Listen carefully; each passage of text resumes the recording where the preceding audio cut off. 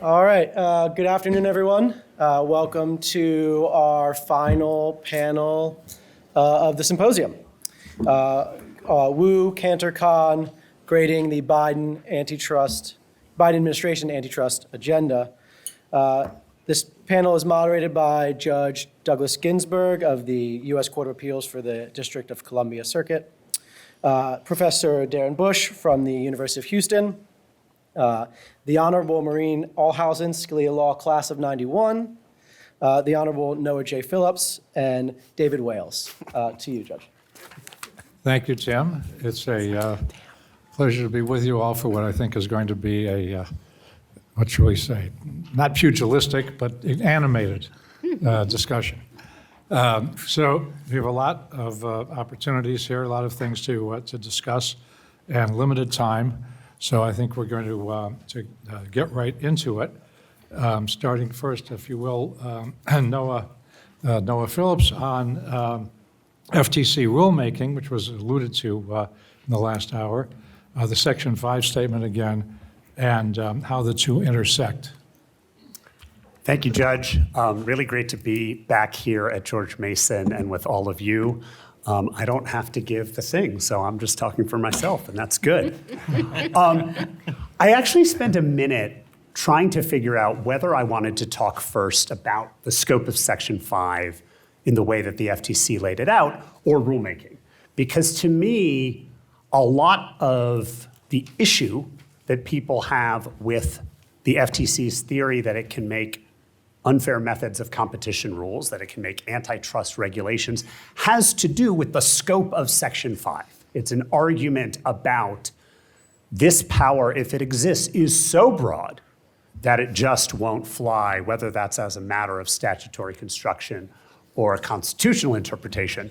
So I think ultimately where I came down is we need to talk first about Section 5. Rulemaking is in Section 6. Section 5 is obviously in Section 5. These are two aspects of the FTC Act. I want to do a little bit of history to lay the groundwork, for my view at least, of what the agency did when it promulgated the Section 5 policy statement in late 2022. So in 1914, 1915, Congress, really 1914, Congress is looking, and at least if you listen to what some of the members of Congress said, with some disappointment at the way that courts are adjudicating Sherman Act cases, and in particular, the application of the rule of reason. And so there's a sort of bifurcated response that Congress adopts. The response is not a substantive response, it's an institutional response. So what I mean by that is the following. Congress does two things. First, it says, instead of having all of this done by courts, we're gonna have some of this done by an expert independent agency, and that's the FTC Act. And the second institutional response is Congress says, we're just gonna write some of the rules ourselves. And that's the Clayton Act, which follows pretty shortly after the FTC Act. You don't see the words rule of reason in the statutes. You don't see effects. You don't see abuse. You don't see all sorts of things that people talk about in trying to define what Section 5 means. What you see in the two statutes together are, again, expert agency, and then a series of rules, Clayton, that Congress adopts. And my humble proposition is that the words of the statute matter, and if we want to understand what Congress was doing, that's what we should look at. I'm going to skip a lot of history. In 2015, the FTC adopts a statement on the scope of standalone Section 5. And we see concepts like consumer welfare and the rule of reason and the consideration of justifications. And on some level, it is to that and to some of the concepts embedded in that 2015 statement that the FTC reacts in mid 2021, in July, pulling down the 2015 statement, and then ultimately, late last year, adopting the Section 5 statement. What do they come up with? They come up with two questions you need to ask. First is the conduct, I'm just gonna read this, coercive, exploitative, collusive, abusive, deceptive, predatory, or involving, I added the ing, the use of economic power of a similar nature. That's question one. And question 2, a negative impact on competitive conditions. And for those of you in the cheap seats, that either means traditional competitive harms, like higher prices or lower quality or what have you, or harm to rivals, which is not at least where antitrust law has been in a while. And the FTC announces a sliding scale. If something looks more collusive, abusive, exploitative, we're going to care less about the impact on competitive conditions, which on some level might mean effects. And if we see these effects that are really bad, we're not going to care as much about how facially the thing looks. And they allow much less room for the justification of conduct at all, whether efficiencies in the context of mergers or otherwise. And they sort of explicitly reject the rule of reason. And we see this played out in 2 cases that come right before the rulemaking proposal. In fact, I think 14 hours before. And that's OI Glass and Ardagh and Prudential Security, where the agency sues and settles companies for their use of non-compete agreements. Those settlements are actually really instructive in terms of how the commission is applying Section 5. And they're instructive with respect to how the commission views non-compete specifically for 14 hours. So what do they tell us? One instance, which is Prudential Security, is this fact pattern where the company is just awful, right? They are taking workers who don't need to be bound by non-competes. The non-competes have liquidated damages provisions in the 6 figures. These are security guards. And the company is enforcing them after losing a court case that says that these are invalid.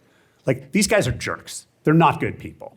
And so the commission there sees this as facially exploitative. And we hear a little bit less about the impact. The other case is, and to some extent this is suggestion in the public documents put out by the agency, these are cases involving a concentrated industry with highly skilled workers. It's glass blowing. And while the non-competes that they ultimately condemn are broader than that, the core of the case seems to be one about barriers to entry. Putative entrants into the glass blowing industry can't get a leg in the door. I'm not sure if that's the right metaphor. It sounds very painful to me, because they can't hire the workers. And so you have those effects as opposed to exploitation. So I want to flag, that's a little bit about how it was applied, a few things about where this leaves us on Section 5. So the first thing is, like, I'm now an attorney in private practice, and people ask me questions like, can I do this? Or is this thing that I'm doing legal? The way the Section 5 statement is written makes it very hard to counsel clients. There's just not a lot of clarity in the rule. And you can love that, you can hate it, but I think it's fair to say it's true. The second, to come back to the point I was making earlier in terms of an institutional response to how courts were mediating the Sherman Act, the statutes don't say anything about rejecting the rule of reason. There's no indication that in appointing a panel of experts in the FTC to do things instead of courts and the way they were doing it in Standard Oil, what Congress intended is that the experts had to do less homework, right? They weren't supposed to look at markets. They weren't supposed to look at effects. That seems very inconsistent with the statute, right, which gives the FTC all sorts of magical powers in Section 6 to go and look at markets and to study them. We have subpoena power and that sort of thing. And the final thing is this. The agency has now staked out a position where Section 5 allows it not only to color a margin around the Sherman Act, but also the Clayton Act and the Robinson-Patman Act, and presumably, the way they word it, also Hart-Scott-Rodino. And I want to leave aside Robinson-Patman and Hart-Scott-Rodino.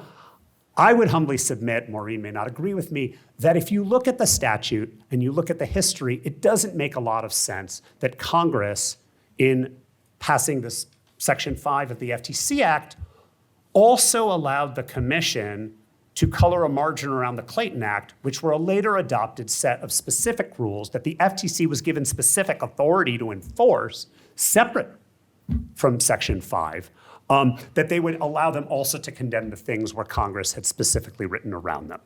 But that's the position the agency takes. Okay, I'm worried that I'm going on too long, so I'm going to do rulemaking really quickly. The statute says, from time to time, classify corporations to make rules and regulations for the purpose of carrying out the provisions in this subchapter. And that's in Section 6, which is the FTC's power to investigate corporations.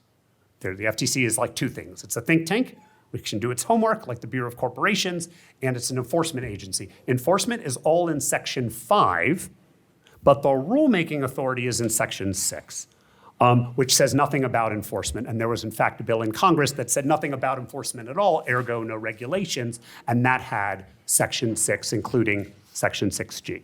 So for 50 years, the agency didn't make rules. In the early 60s, they discovered that they at least believed they had the power to, and a court blessed this in the early 70s. And people can take whatever view they want. The commission points to this decision in the NPRM on non-competes as authoritative, but I think if you look at the way that courts read statutes today, the methodology of the National Petroleum Refiners Court just doesn't hold up. We'll obviously, or very likely, see that litigated in the coming years. So, okay, what are we gonna see in that litigation? I think we're gonna see questions of statutory authority. I think the way the court is now approaching major questions, that is very likely to be something that comes up in this litigation. And I do think because of the scope that is being asserted for Section 5, there's a real question about delegation. The words here are very similar to the words that the court was concerned about with the National Industrial Recovery Act in the Schechter Poultry case. That was codes of fair competition. This is unfair methods of competition. In that case, the court was reassured about the FTC Act because the FTC didn't have regulatory authority, because everything was going to be on this careful case-by-case basis. And the whole premise of rulemaking authority is not case-by-case, right? It's a regulation for the economy. So I think all of those things are going to come up. Let me touch briefly on the non-compete NPRM specifically. And I want to start with that I have actually a lot of policy sympathy for this area. I think it's an area where states are taking a look, where Congress ought to take a look, and where the commission, as it just started doing just before the promulgation of the NPRM, should continue doing enforcement. But that's quite another thing from trying to ban a very large amount of conduct in the economy. What I will say is this: the NPRM points to antitrust law, which says that you can think about non-competes, but most of the law they cite doesn't end up condemning them. It points to state statutes, but the proposed rulemaking goes well beyond even California in the kind of conduct that it condemns. So the agency is definitely working well outside the bounds both of state law, which is actually where non-compete law really comes from and has since long before the Sherman Act, and also antitrust law as we know it. It also, and critically, and I want to sort of end here, goes beyond those two cases, or two sets of cases, the Ardaw and OI Glass case and the Prudential Securities case, where the FTC really did look like it was fitting into the Section 5 policy statement. While the NPRM tries to put every single non-compete agreement in America applying to what it calls workers into the categories of the Section 5 policy statement, the fit is not nearly as close as you see when you're looking at the two enforcement actions that they brought just a few hours before. So I think as courts look at this, that may also be something, the Section 5 policy statement may be a benchmark against which the NPRM is measured. So I'm confident I've gone on too long, so I will Well, a minute or two. Thank you, Noah. pass the baton. Maureen, before you turn to the horizontal merger guidelines, some of the cases, do you want to take issue with something in what Noah said? No, I think we completely agree. Oh, all right, he anticipated that you wouldn't. No, I mean, look, I think your point about trying to say, even if there was legislative history language about being broader than the Sherman Act, I don't think it applies to the Clayton Act, right? And there's, I think, a statutory, at least, canon that says if you have something general and then you have something specific, right? Right, the specific trumps the general. Exactly. So, anyway, Okay. I don't take issue at all. Okay.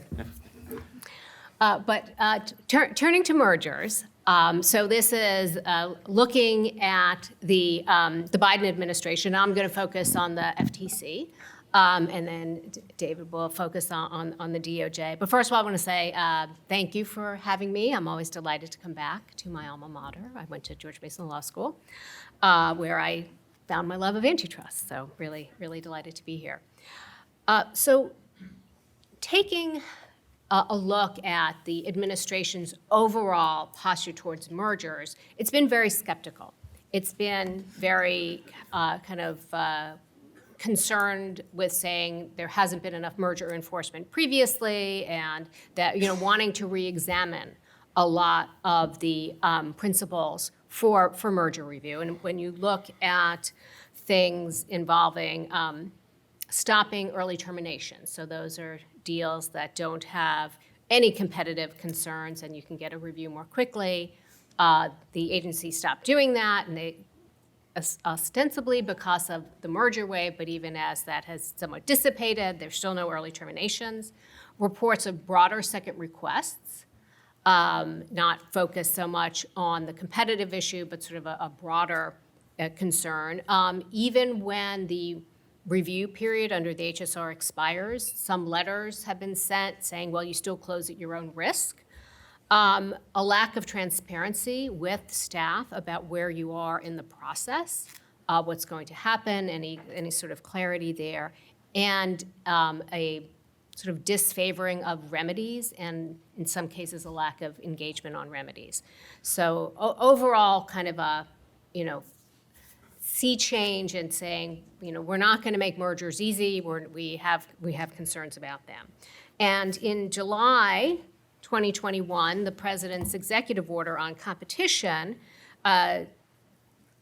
directed or suggested, because they can't technically direct the FTC, to undertake a review of the horizontal merger guidelines. And so those guidelines are, they are not binding law, right? The agencies can't make binding law. What they're supposed to be is an explanation of how the agencies analyze mergers. So when you have a merger, it's before them, this is what you're going to have to, either provide, or the theories they might pursue, the types of evidence that they will consider. But ultimately, the courts are the deciders, right? The courts are the deciders on whether something is, a merger is legal or illegal. But because of the challenges of holding a deal together and the long review periods, what the agencies say in the agency process really has a very impactful impact. That sounds dumb, but anyway, a big impact on whether a merger goes through. So in January of 2022, Lena Khan, who became chair of the FTC in June of 2021, and Jonathan Kanter announced a review of the horizontal merger guidelines. Chair Khan stated that the 2021 merger boom has delivered massive fees for investment banks, while many Americans historically have lost out with diminished opportunity, higher prices, lower wages, and lagging innovation. So big concerns there. And they put out this request for information on what changes should be made to the merger guidelines. And they're going to, actually, there have been horizontal merger guidelines and vertical merger guidelines, and the expectation is they're just going to meld them into one set of merger guidelines, that there will no longer be separate horizontal and vertical merger guidelines. But the horizontal merger guidelines had previously been revised in 2010. They've been revised over a number of years as essentially economic learning moved forward, as case law set new boundaries, as modes of analysis sort of got more sophisticated. So you'd seen this kind of like incremental change over the years of the merger guidelines, but now this seems to be a real change, a real break with sort of having this kind of incremental change. So the request for information has more than 150 questions to it. And the Chair Khan chose to spotlight 3 particular requests in her remarks when the RFI was announced. She said, first, are the guidelines adequately attentive to the range of business strategies and incentives that might drive acquisitions, be it moat building or data aggregation strategies by digital platforms or roll-up plays by private equity firms? And then more broadly, how should the guidelines analyze whether a merger may tend to create a monopoly, including in its incipiency? And these are themes that we're going to see in enforcement and in speeches, but that are being brought forth as concerns about the merger guidelines not covering these things sufficiently, including whether there's a trend towards concentration in the industry. Second, do the guidelines adequately assess whether mergers may lessen competition in labor markets, thereby harming workers?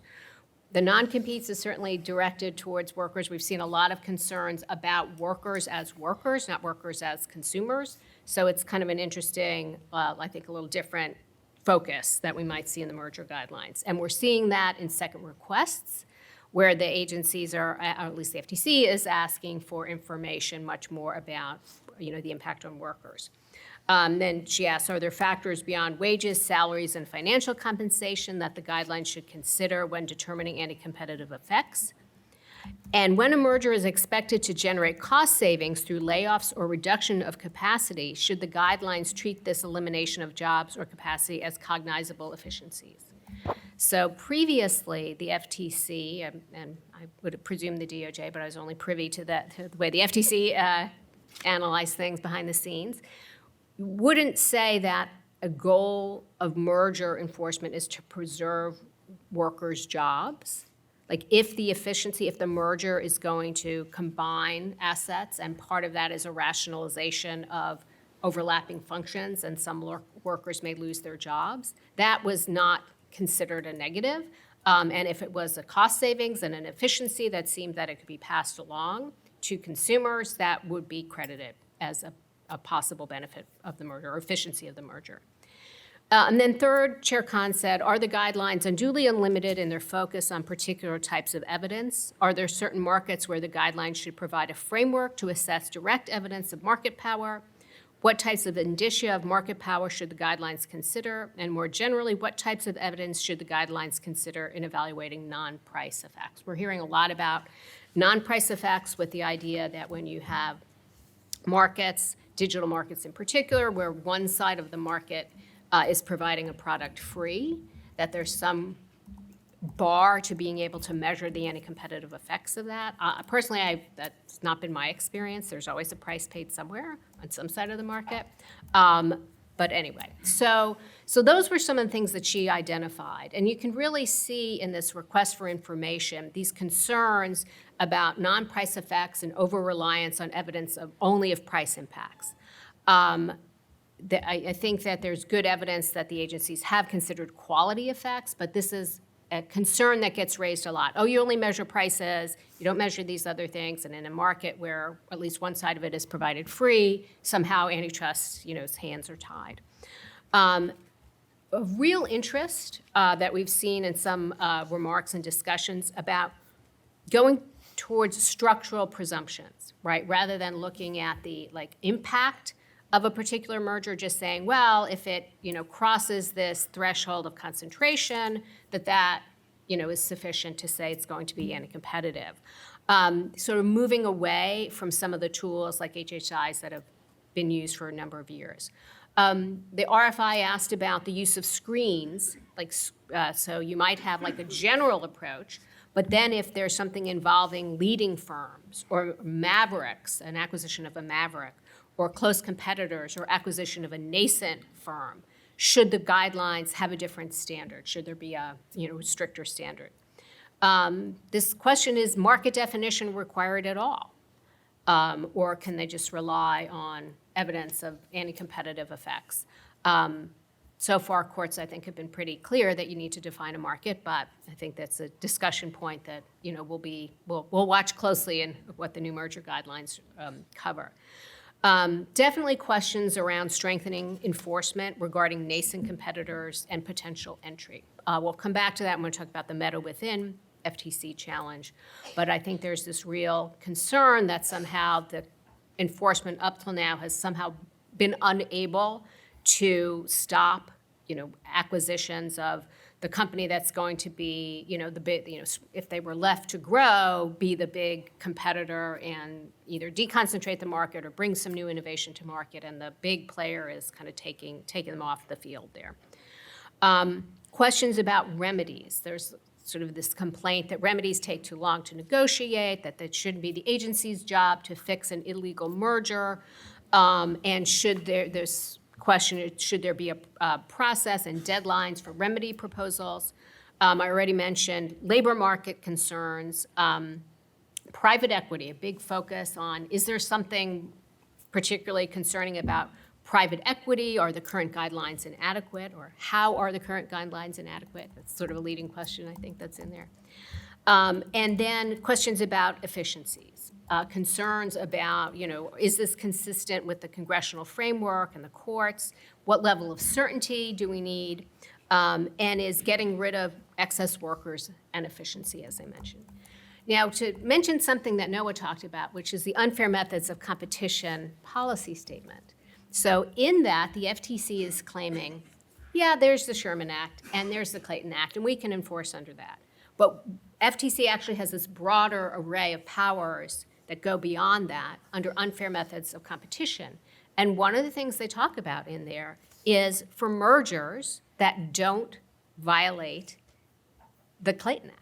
Right, so I think one of the big questions that really hasn't been examined is, even if these horizontal FTC and DOJ merger guidelines come out, are they going to talk about that? Right, so if they come out with this whole detailed set of, here's how we analyze mergers, and here's the guidelines, and so when you're counseling clients and they're putting together deals, here are the traps they need to run. But by the way, the FTC can proceed under UMC under some totally different approach or standard. I think that's something really interesting, including, so the Hart-Scott-Rodino Act, right, has thresholds, right? If your deal is below a certain threshold, a monetary threshold, you don't have to file it, right? You don't have to notify the agencies. I think one question with all this focus on nascent competitors is the FTC somehow going to argue, as an unfair method of competition, you should be required to file notice with the FTC of an acquisition, if you're one of these companies that they, identify as concerning. So I think that's another kind of interesting thing. My time is up. All right. So I will just say, the FTC in 2021 had 12 merger actions. And they had one merger challenge that went to trial and the FTC lost. And the FTC in 2022 had 15 merger actions, and 2 cases have gone to litigation. The FTC lost its motion for Meta Within, it lost the PI, and Microsoft Activision Blizzard is set for administrative trial. So there you go. Thank you. So this has all been FTC so far. David, will you take us across the street?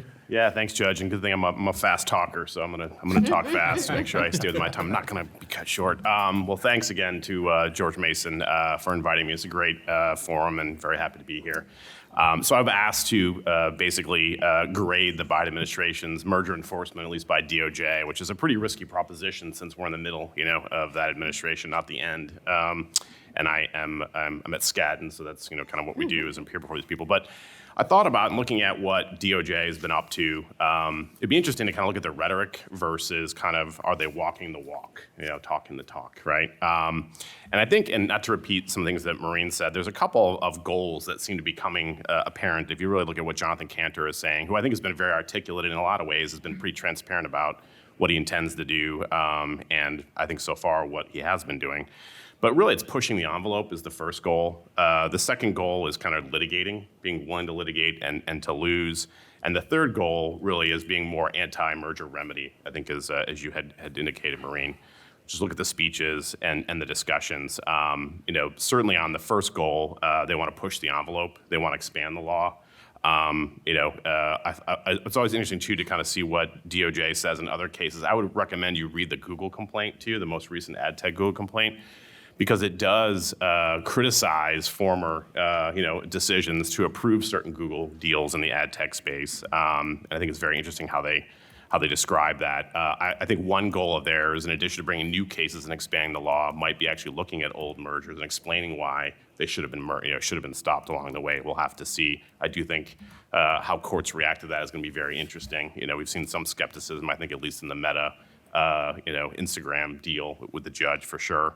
But that's one area where clearly he's looking to push the envelope.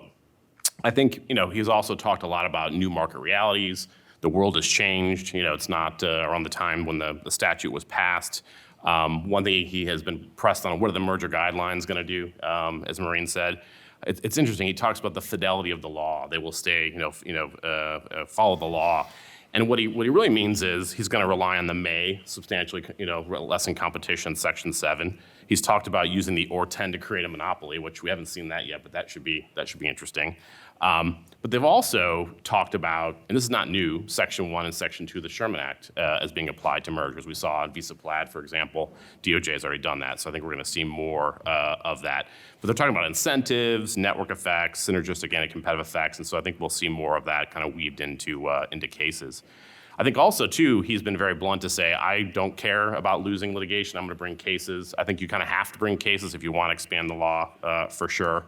And it's interesting because I think that if you look at their track record, which I'll talk about in a minute, oftentimes only the hardest cases go to trial, right? The easy ones, one way or the other, get settled, or the parties walk away from the deal. I think we're going to see more of them pushing the envelope and there being more losses because I think that they're probably going to bring cases that aren't quite as strong. The last thing is being very anti-merger remedy. Been out there.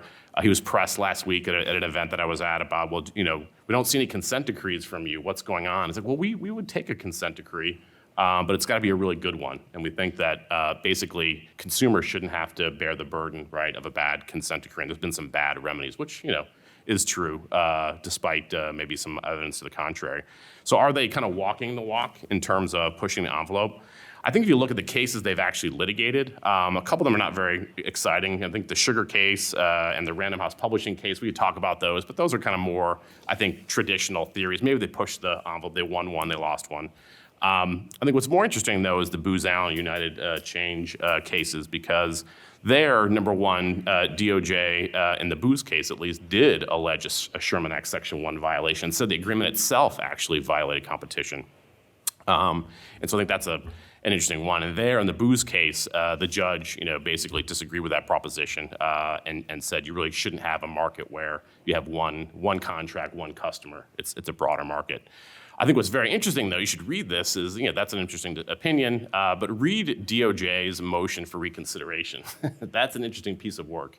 Because basically, they asked the judge to reconsider the decision, and the judge, of course, didn't hold back and said, well, let me explain to you why you don't have a good case. You're not likely to win on the merits. And what's interesting is that I think this might be an insight in the merger guidelines, I would argue.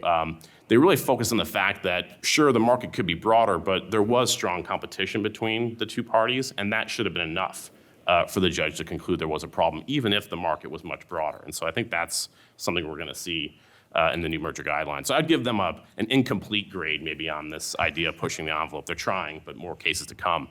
In terms of litigating and losing and maybe hopefully winning, it's interesting because obviously DOJ has been criticized for losing 3 out of the 4 merger cases they brought. Well, Jonathan Kanter, you won't be surprised, doesn't look at it that way and says, no, actually, we're 11 for 14, right? Because you have to count the abandonments, and that's something that, the deterrence effect, which is obviously something else that I think they're really trying to be aggressive on. He does trust the judicial process, at least what he says. But I think what's interesting is, number one, DOJ risks bad precedent, right, in terms of pushing the envelope on cases. In Booz, I think the court, pretty much vomited on the idea you'd have a single customer defined as a market. The judge, basically criticized DOJ for not using sound economics, which I'm sure was not well received. I also think in United Change, and there's the vertical issues there and the horizontal issues, I'm going to focus on the remedy issues. Of course, DOJ has said we're very tough on remedies, and they rejected the party's attempt to fix the horizontal issue by divesting one of the overlapping business to a PE player of all players, right, TPG. And the judge rejected that, and I thought did a very good job of laying out exactly how to think about, whether you should reject a merger. And there's this issue, and we could talk probably quite a long time about this, about what standard you apply when you look at, when you're litigating the fix and the parties have proposed a fix. Do you just look at the deal unfixed first and then require them to basically have a perfect fix? That's what DOJ alleged. Or do you have to look at the deal as modified to see if it substantially lessens competition? And the court decided the latter. And I think that's not a great precedent for DOJ, and that's why they're appealing that case. So that will be fun one to watch. I also think, too, that DOJ, in this attempt to litigate and push the envelope, risks losing the white hat. I think that's something that obviously FTC, would love to hear Noah Marine's view on that. When you go to court, you want to be the government, right? And you want to have the white hat. And I think DOJ has been threatening that. I think in the reconsideration of the Booz case, the judge was very critical of them and basically went beyond, I think, what the judge had to do in terms of finding that on the balance of equities and the public interest, that DOJ was on the wrong side of that and trying to push speculative harm on a company that had abide by the law and the requirements. I also think, too, there's another pending case that DOJ has, which is the Smart Law case of the ASA, Abloy, Spectrum brands. And that's one where DOJ sued to block the deal as being a combination of two Smart Lock players. And the parties came up with a divestiture proposal and actually had a buyer. And when they went into court to talk to the judge about a schedule, I think DOJ was going to go in and say, hey, we think you should look at this deal unchanged, right? The judge said, hey, wait a second, why are you here, right? You're basically bothering me, right, and imposing on judicial resources. Shouldn't you have considered this remedy and figured whether or not you would have rejected it or not before you sued? And so I think that's got to have some impact on DOJ. I also think, too, that, we're also hearing about, and this is more as a Wall Street Journal op-ed today, too, right, which I'm sure a lot of people in the room read, where there's a real criticism of at least the Federal Trade Commission using, basically denying parties their day in court and using the European process where they can be judge, jury, executioner at the European Commission, the CMA, and, there's some suggestion that the FTC is doing that, and it'll be interesting to see if DOJ, does that as well. And I think people are going to be watching very, very closely. Lastly, and hopefully I'm on time, Judge.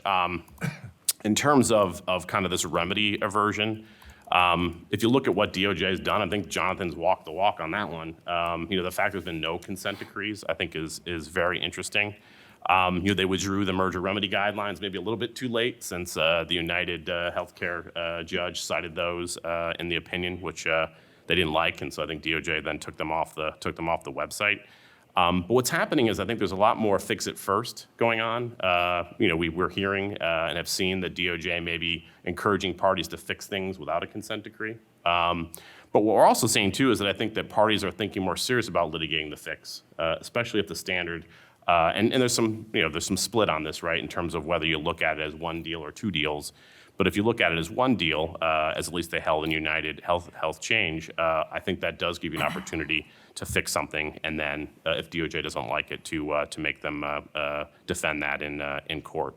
The last thing I'll say is that in terms of one of the biggest issues, I think, in merger review and remedies is there's the scope of the package. Is that enough to fix the problem? But it's also who you're selling it to, right? The identity of the buyer. We've heard and Marine's right, and that was big in United Change, was PE's the devil, right? But oftentimes what we see, and we've seen this in retail pharmacy deals, other kind of retail deals where the parties, the DOJ or the FTC, agrees on the scope of the package, but they reject the buyer. And I think that standard has gone up, quite high, because DOJ and FTC would say, well, sure, they might be an okay buyer, but they're not the best buyer, and they can't stand in the shoes of one of the merging parties in terms of scope, scale, capabilities. Now, the United Change judge factored all that in and rejected it, which I think was a really not a good precedent for DOJ.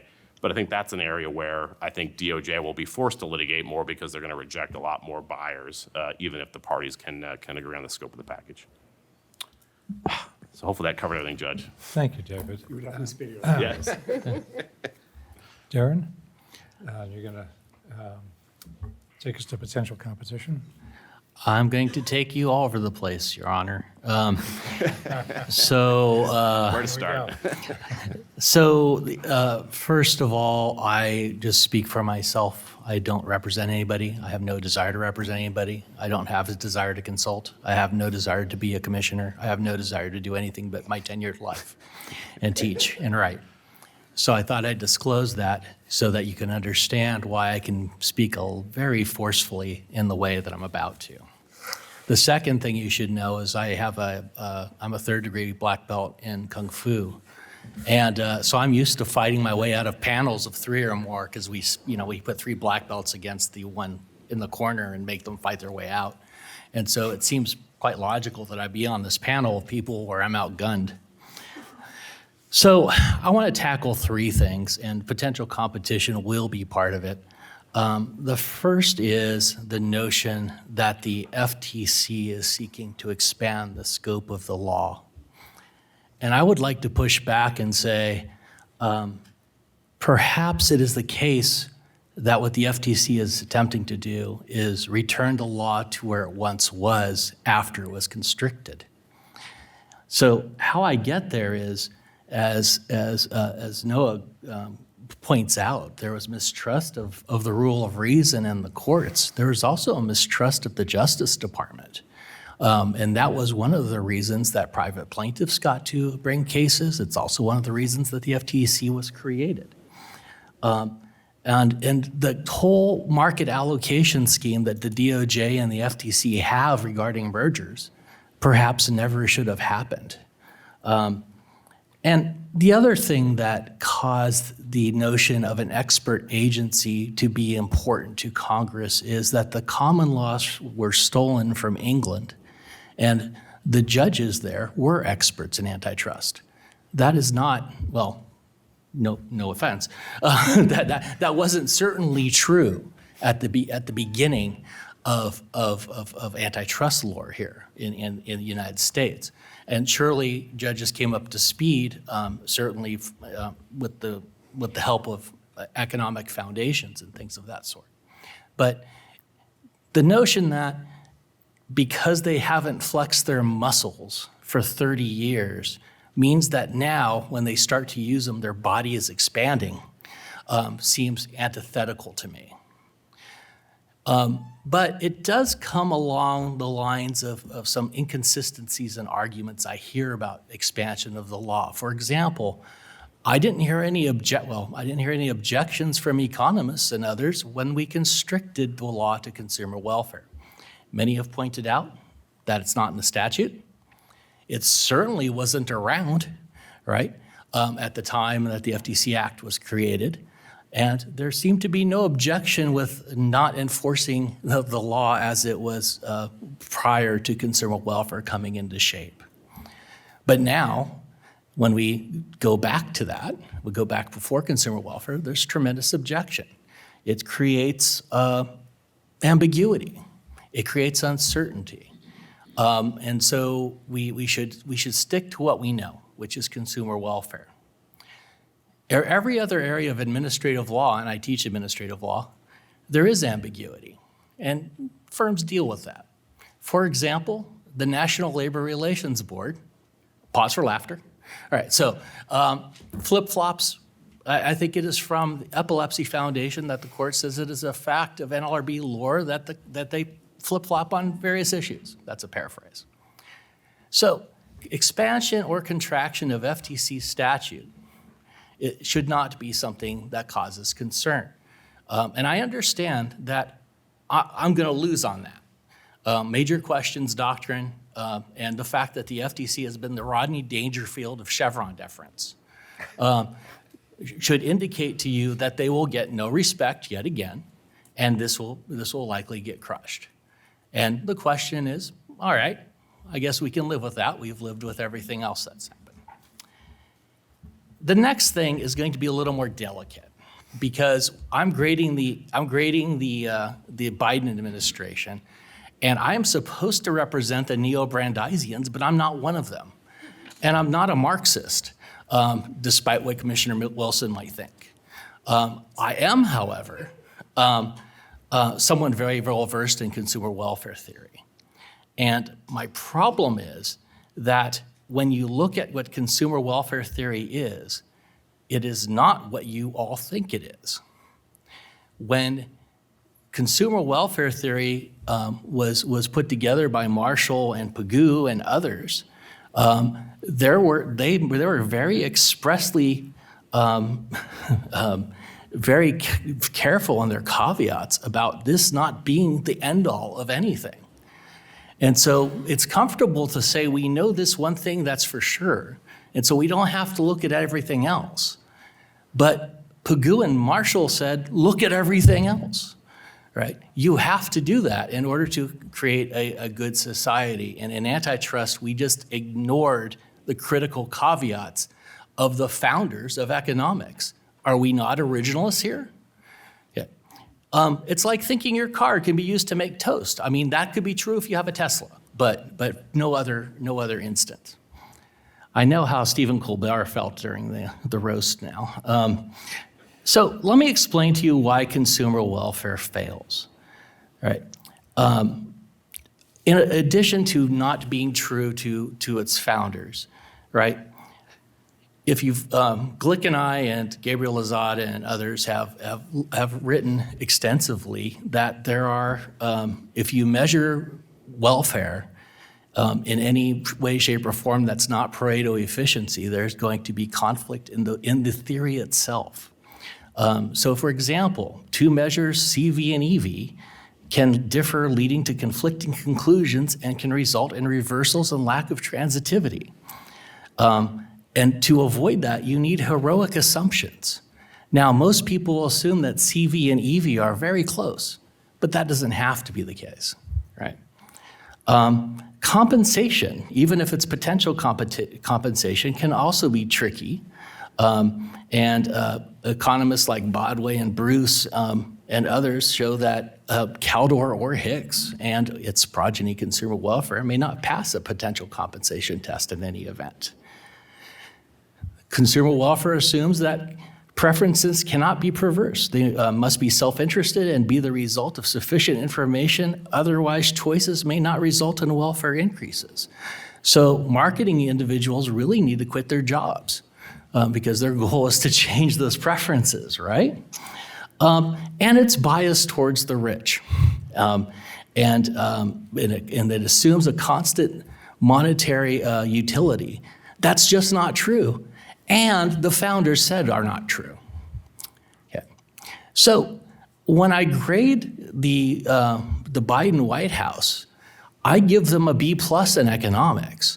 And in fact, the empirical evidence about when a society is better off tends to be where there's more income inequality and antitrust is enforced. There tends to be greater productivity.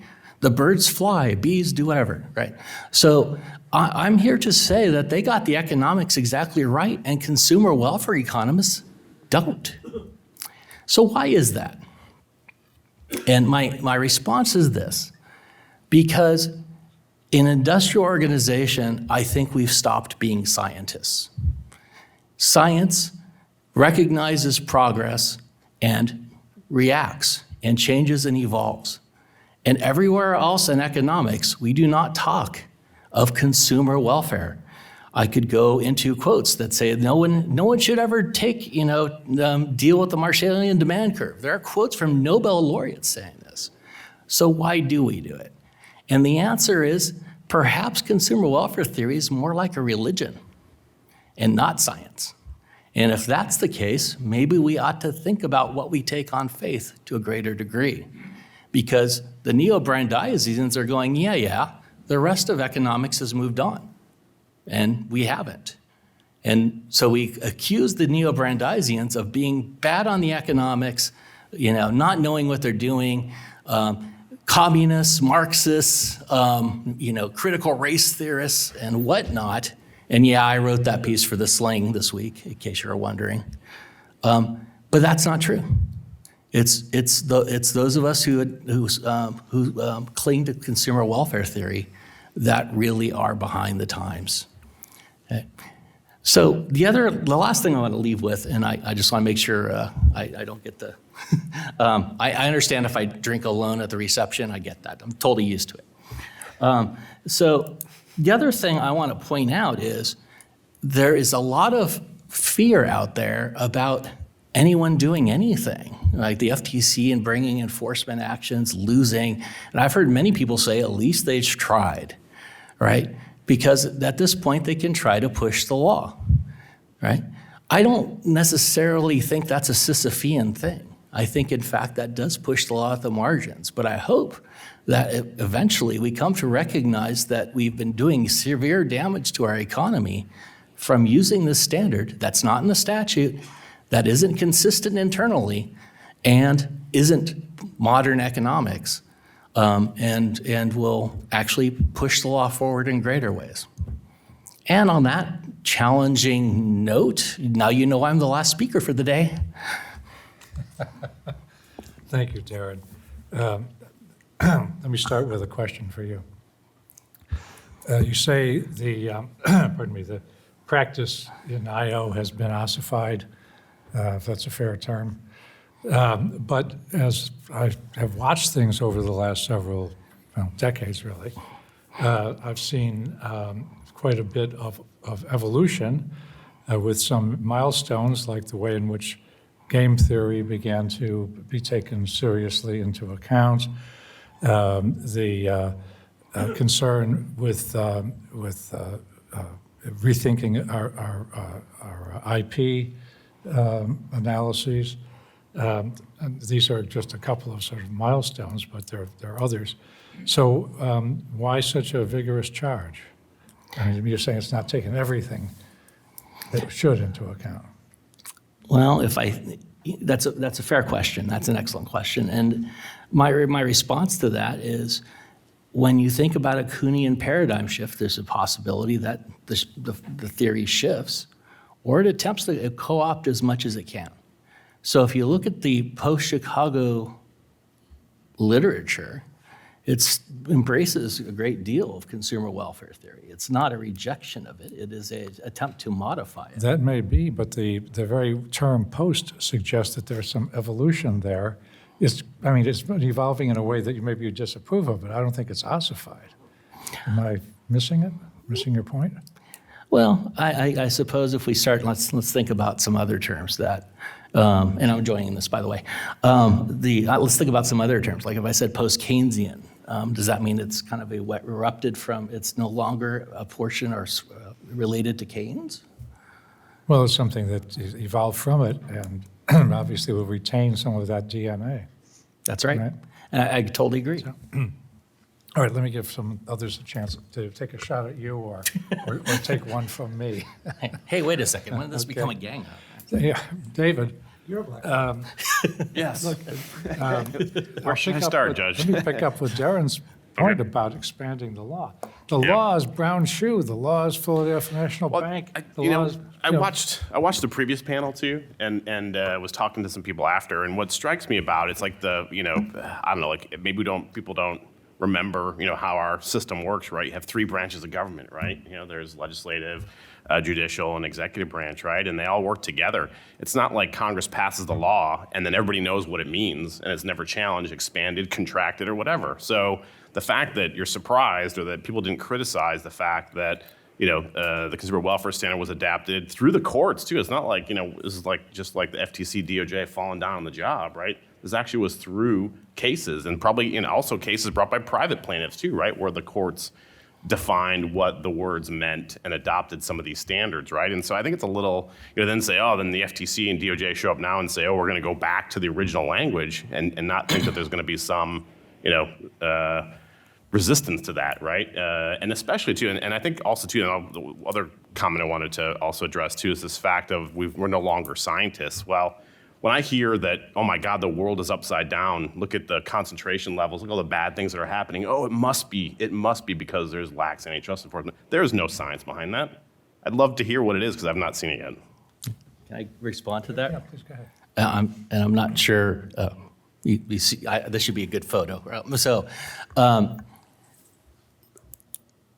actually, I think the DOJ and the FTC were partially complicit.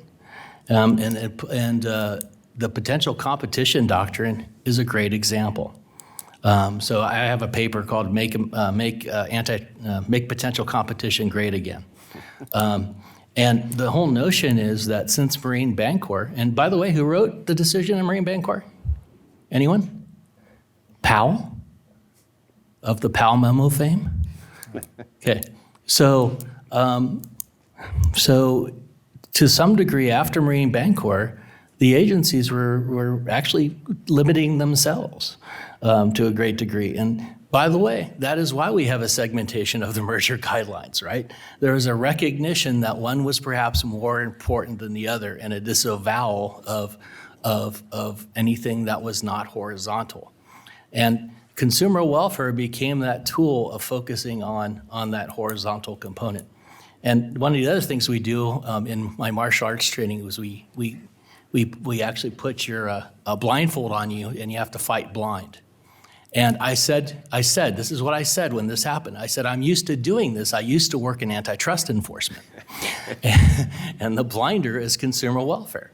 Because then you don't have to see the notions of concentration. You don't have to see in the meta within decision that, oh, well, they stopped looking to enter the market when they decided to merge. And so now that shows that they weren't going to enter the market. I can ignore those kinds of facts, right? So that's my push is that, yeah, they weren't just, it's not like they always were on the side of pro-antitrust enforcement, especially during the 80s. I'll let others weigh in on that. So one thing, Darren, that I think has me a little bit puzzled, right? Which is the idea of rather than looking at antitrust enforcement that has been done across various administrations and saying, well, look at the pay for delay work, look at the hospital merger enforcement work, look at the FTC's McWane case, right? Those were some good examples, and we should do more of that, or we should be more aggressive. The rhetoric has been, nothing that has been done till now has been good.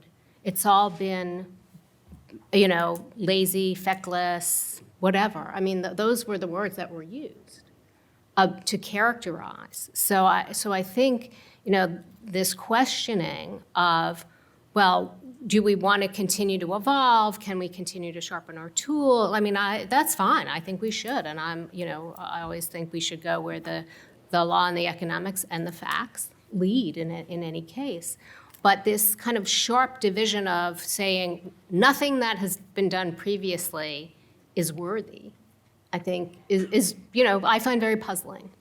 I don't think I said that. Well, I'm not saying just you. Certainly No, I don't other think people have said that, right? Well, We've had very sharp criticism from, agency leaders. Well, the President of the United States said Yeah. that the consumer welfare standard was a 40-year failed experiment. Oh, well, that I agree with. But so but that doesn't necessarily mean that everything that the antitrust authorities have done is bad. But it does mean that it has been limited. So when you say do more of that, do more of what, right? Do more data-based, like for example, when the agencies lost a number of hospital merger challenges, going in and creating the economic evidence and the record that showed that there were actually anti-competitive effects and using that as a basis to then bring a whole series of successful enforcement actions? That's what I would think would be a good idea. Yeah, but I don't see that necessarily as one policy. I see that as enforcement, and we're talking about broader policy, right? So I've heard you and I've heard others. I mean, I don't mean to say just you, and I don't mean to say you because I haven't heard really for sure. I have to go look, but I've heard the notion that when you aren't looking at what the achievements we have under the previous policies, and yeah, there have been. When I see good antitrust enforcement, I'm like yes, right. But I see a lot of not antitrust enforcement. I see a lot of things that are, never come into fruition. And there's lots of discussion of settlements, I think that you all mentioned that earlier, where stakeholders don't necessarily have a say in what the remedy is, right? The Tunney Act, I'm on record on the Tunney Act, so I'm not going to repeat myself. But yeah, that's nice. Glad we got to hear you. They already merged because they're allowed to merge before the Tunney Act period expired, and we let them. And you were going to take your comments into account. It's really important. That's not good antitrust enforcement. It's not transparent. And I've heard discussions about transparency in the FTC's new policy. That's not transparent, and it's not consistent, and it's not public as to why certain things are rejected and what are not. So to the extent that the FTC is changing policy, I push back and say policy is already ambiguous unless it's the case that defendant always wins. Darren, let me introduce a consideration that was very important to, to everyone, but we were reminded of it more frequently by Justice Breyer than by anyone else. And that is that the rules of antitrust, the doctrines, have to be administrable in a system involving juries and courts. Now, you said, well, at the foundation of consumer welfare theory, Pigou, Marshall, and so on, we're saying, don't limit yourself to this, take everything into account. And it was Hayek who said that someone who is only a good economist is not a good economist, right? Has to be more than that. I'm suggesting that we are probably at or near, some people say over, the limits of the system to handle economic concepts in courts with juries. More complexity will at some point surely put us over. Now, it's fair to say, well, all right, we may be, but we're on the wrong margin. You know, that if the complexity is being introduced in the wrong direction and just compounding your problem. But it sounds to me like what you're suggesting be done inherently is much more complicated.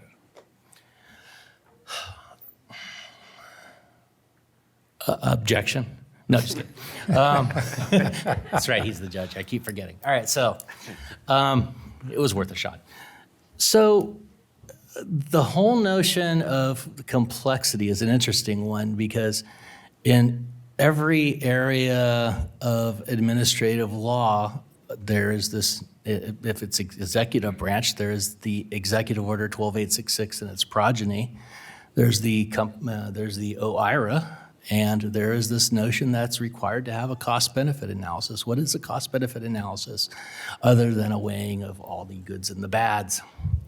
And in consumer welfare, we externalize a lot of those issues by suggesting it is not in the scope of antitrust law, right? So, for example, and this is a bad example, I get that. So let us suppose there was a merger that lowered costs by polluting rivers. Under antitrust law, if the costs are lower, suppose it's even output increasing. And by the way, there are some economists that are on record about output increasing not being related to welfare. If it's cost reducing and output increasing, it must be good, right? So we did this case. Like, I only mean this in a somewhat cheeky fashion. We had a case involving a joint venture in the Southern Powder River Basin, which is where really high quality coal used in the manufacture of electricity is produced. And the argument, and there were huge, like real efficiencies, like not quibble about, like there are these giant machines at the coal mines, and the coal mines were adjacent, and you can't move these machines very quickly. They're like the size of office buildings or something, and you would save $500 million by using the same machine in both mines. So, but to be clear, this wasn't an efficiencies case. What was the case about? It was essentially a merger to monopoly, and the argument made by the parties was, don't worry about the merger to monopoly, because the trend in America is away from coal production, in particular to natural gas. And natural gas burns cleaner. And because it's cleaner and because it's becoming more economically efficient, there's no pricing power from this monopoly. Like, it was basically on some level an environmentalist argument. Don't worry. And there was even, I don't remember his name, I think he's at NYU, but some economist who, when we blocked the merger, and this is a bipartisan thing, there were no dissents or anything like that, he was like, wait, don't we want coal production monopolies? Don't we want to raise the cost of coal and to accelerate this trend that the defendants said was going to save us? And the answer is very simple, and it's in the statute, which is, it's competition you're protecting, right? And I do think there's been a little bit of, I don't know if this is the right historical, mythical figure, like a little bit of Pollyannaism about all that competition will produce. There are times when market competition produces great things, but there are also times, and this is the whole argument for regulation, where competition is not going to get us what we want, right? The market's not going to get us what we want, so we have to tip the scales. And whether that's like taxation and you're distributing more to labor, whatever you're reducing pollution, competition is great. It's terrific. It helps lots of things. I'm a big believer in the market. But the notion that in every case, favoring competition will always redound to the social good in some like abstract sense, I don't think that, like, that's a faith point, Darren, to your thing earlier. And like, again, this was a consensus case. We all agreed on it. We were clearly protecting competition, not clearly we were protecting the environment. Well, Wait, could I just add one thing on top of that, which is an institutional point, right? Which is the idea that antitrust enforcers are not experts in every field, right? So you might have benefits like environmental benefits, or you might have health benefits, and you might have, other types of benefits.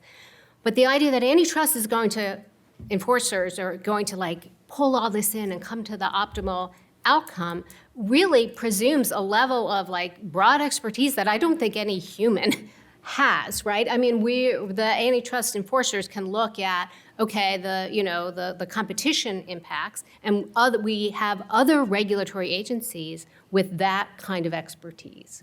Yes, although I think in fairness, I mean, I don't want to speak for other people, but reform advocates would argue to a large extent that these other benefits are sort of, they're secondary, right? Like, if you protect competition and if you block more merger, whatever, you will get these results, not so much that like you're weighing the results in the...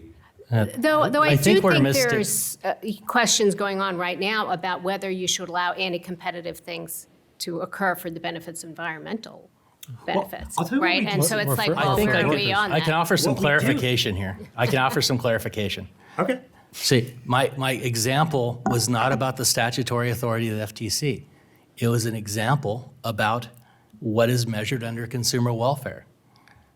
So I'm not suggesting that, and in fact, I mean, if we're going to go that way, I question if we're being really true to the consumer welfare standard. I should be looking at lower prices and greater output, and I should ignore labor, and I should ignore innovation, because it's not necessarily directly related to that. I mean, when the guidelines, they seem to add those on, right? But the central core of the merger guidelines is the consumer welfare. Much as I hate to, I've got to intervene here. We have to devote some time to questions and answers, questions rather.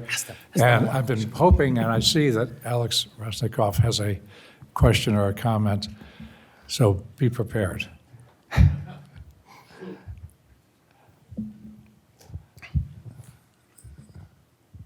It's not a question, Doug. It's a comment to Professor Bush. You mentioned some old, I'm not saying they're out of date, but some old economics, Marshall, Pigou, Caldor, Hicks. I'm wondering whether you're aware, I think you may not be, of a paper written by Bobby Willig, a great economist who passed away recently, and wrote a paper that is the foundation for all welfare analysis in policy, not just in antitrust, but for the EPA or anybody else who's doing a cost-benefit analysis. So let me give you that citation. I already have it in my articles, all three of them. For the rest of us then. Yeah, but for the rest of them, please. Yeah, Robert Willig, American Economic Review, 1976. And the relevance is your assertion, Professor Bush, that consumer welfare economics is internally inconsistent. The title of the paper is Consumer Surplus Without Apology. Have you read my pieces? No. Oh, then how do you know that I haven't responded to them? I'm just responding to what you've said on the dais today. Well, I met Bobby. I love Bobby Willig as much as anybody. But if you read my pieces, we actually have a response regarding those internal inconsistencies. So if you've broken out your variant, if you've gone through your PhD, you'll be able to understand that one paper. Otherwise, we've got a more general list of a couple papers. For the rest of us. Yeah. Right, and it's not, it doesn't require a general equilibrium analysis, I hope. So, Oh, look at the time. over there, please. Bilal? So this is a question for everybody, but Professor Bush, maybe you could start on this. You've suggested in your writings that, and even today, that the agencies have sort of, further narrowed or limited the scope of the potential competition doctrine. I think that's wrong. I think that the guidelines, by incorporating the idea, what I believe is the idea of both perceived and actual potential entrance into the market into the market participants section, have sort of made that determination easier and more sensible than the courts did. I mean, I think I agree with you that Marine Bancorp in part sets a very high standard for identifying entrants that either are coming in or potential entrants who have an effect on the market. But I think the guidelines has improved that. And I see in the, 80 or so cases, almost all consents that the FTC has done since the 92 guidelines as evidence of that it's become a very common, sort of claim or basis for a challenge to either a merger or a, divestiture of particular parts of the merger. So I'm curious why you feel the way you do. Well, I'm grumpy today. No, I mean, look, no one. It's not today, it's in all your articles. I'm grumpy every day. So that's true. So when I first started writing about potential competition doctrine, I too was thinking there's got to be a way to make this theory under Marine Bancorp much more elegant. And I wrote a 180-page article that no one read, not even me. All right. And I get it that the merger guidelines seem like they make things better.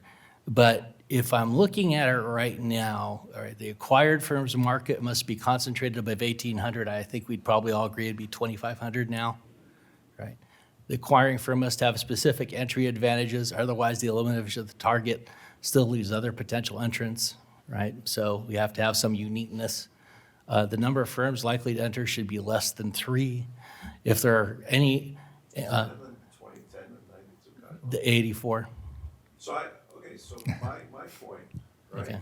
is that they've sort of moved away, at least indirectly, right, with the identification of market participants, which was in the 92 and then the 2010 guidelines.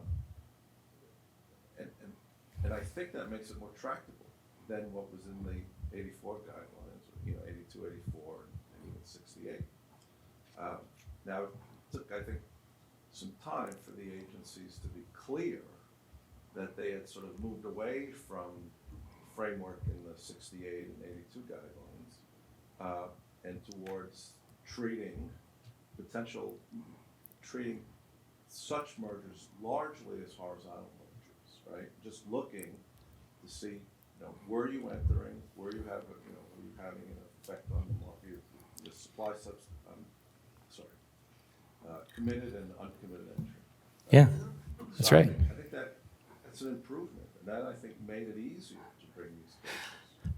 Well, I admit I was briefly at the DOJ, but because now I have the best job in the world where I can stand up here to a very silent room.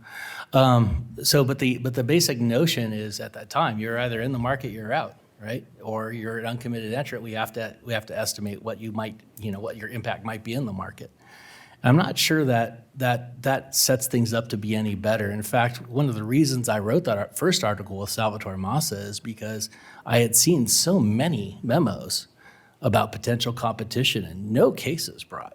And so it really was a struggle. Were you aware of the Steris case that the FTC brought? Yeah. Let me say, when you say first. So cases- there were cases. I'm exaggerating. So that was a Take the mic. case, What you right? say- When you say no cases, But you broad, said no case, I mean, right? I can point you to, I mean, I'll send you my draft, roughly 80 FTC cases that I think, are based on sort of a potential competition. Solely potential competition or along with horizontal? So look, it depends, right, on the merger, right? In a lot of the pharma cases, one or more of the products are sort of arguably coming in. But then there are a number of others in, oil and gas, manufacturing, where it looks like it's basically just, one or two relevant markets, and it is a potential competition, sometimes nascent competition. Yeah. So now these are consents, and I'm only focused on the FTC. But and the reason, I mean, this is why I think it's been sort of made more tractable by the guidelines, right? It's fairly common now, right? You're right. We only see a few litigated. We saw Steris and we saw Meta Within, but I just think they've become so common now that looking for litigated cases, misses the forest for the trees, I guess, whatever the right word is. So I'm curious. Do you have any experience at DOJ along these lines? Yeah, I'm trying to think of I think the FTC has been more on the cutting edge. I agree with the law, and there's definitely a number of cases, and I do think you can count the pharma cases. I'm trying to think of the last big DOJ. Somebody help me out. Potential competition case. Nothing's. I mean, kind of Visa Plaid. Visa Plaid, yeah, that's true. That was Skadden, though, so I don't want to talk about that. I want to be very clear, though. I mean, I am being paid to be controversial. I mean, I'm not being paid. I'm showing up to be controversial. So Maureen's right to call me out to say, well, you said no case. That's true, right? But I also have been at ABA spring meetings for quite some time where I sit there and say, well, very little has been done. Well, no, we have this one great case. And maybe there's some discord and disagreement about what the degree should be. But Maureen is absolutely right to call me out at that. So I just wanted to point that out. Any other questions, comments? Oh, yes, right here in the center.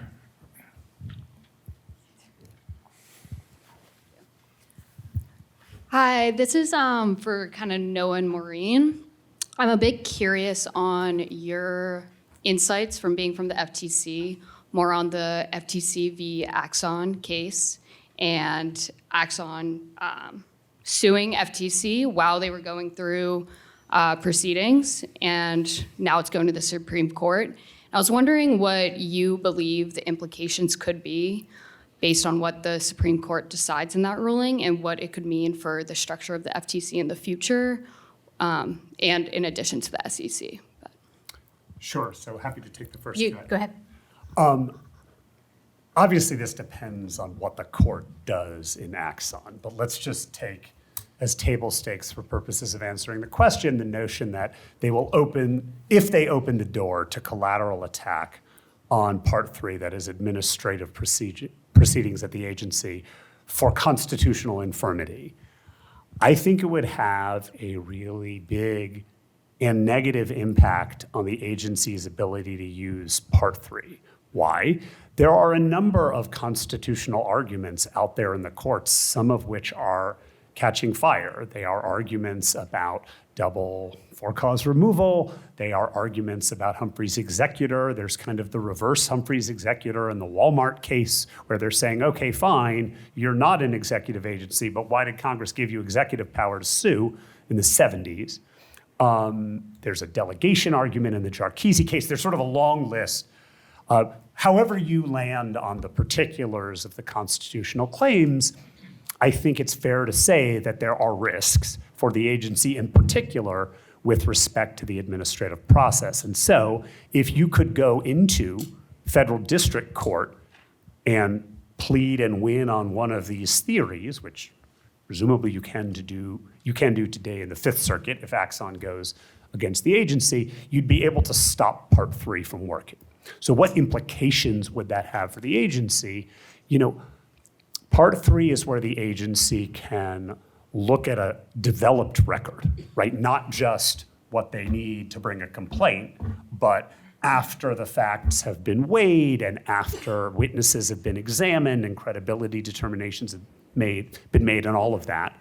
It's also where they get to write an opinion, right? They get to lay out their view of the law. And when I was a commissioner, we had some success with this, like with pay for delay agreements in the impacts case in the Fifth Circuit. Really using some of those special, like magical powers I was talking about earlier, the results of the research the agency had done to bolster the findings that it made out of Part 3. And critically, under the statute, you get deference, right? You get a different, in theory, treatment from courts coming out of Part 3 than you would if you were just in federal district court. I will also add, these are all distinguishing features of the Federal Trade Commission. These are things that the DOJ does not have. And so to the extent Part 3 becomes unworkable, which we don't know that that's the case, but it's a plausible outcome here, I do think the argument for at least the enforcement side of the agency as opposed to the Section 6 study power, I think the argument for having two agencies is less than it would be if you really had this opportunity to develop. That unfortunately has to be the last word except for mine, which will be. I'm happy to talk to you about it more afterwards. I don't get to, not your fault. Well,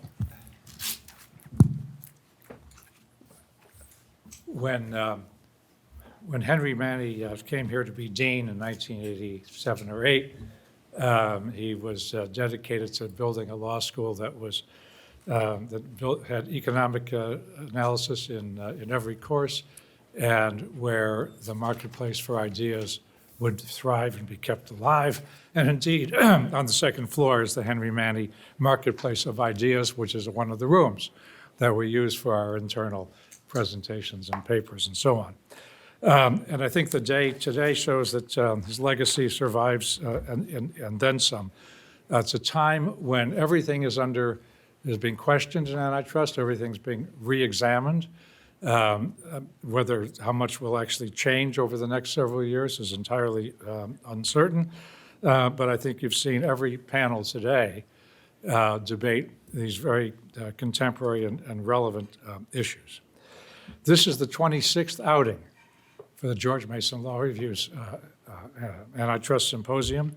Last year at the 25th, Bill Kovacic, whom everybody knows, referred to it as one of the essential fora around the world for the debate and discussion of antitrust matters. And we continue that.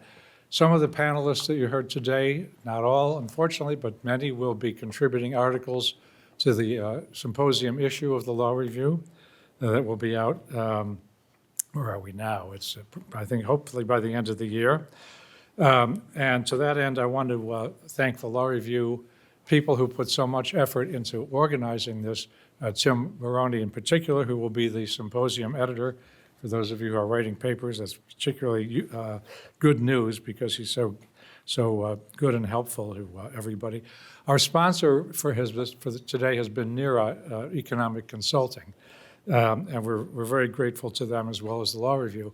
Every moderator has been a faculty member from the Global Antitrust Institute here within the law school, and GAI has also contributed to the organization and administration of the program. That said, there will be a reception in the multipurpose room where we had lunch. right across the hall.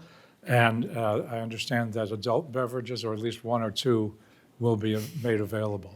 So we can continue the discussion there, as I hope we will. Please join us over there. And thank this panel in particular for keeping you here all this time.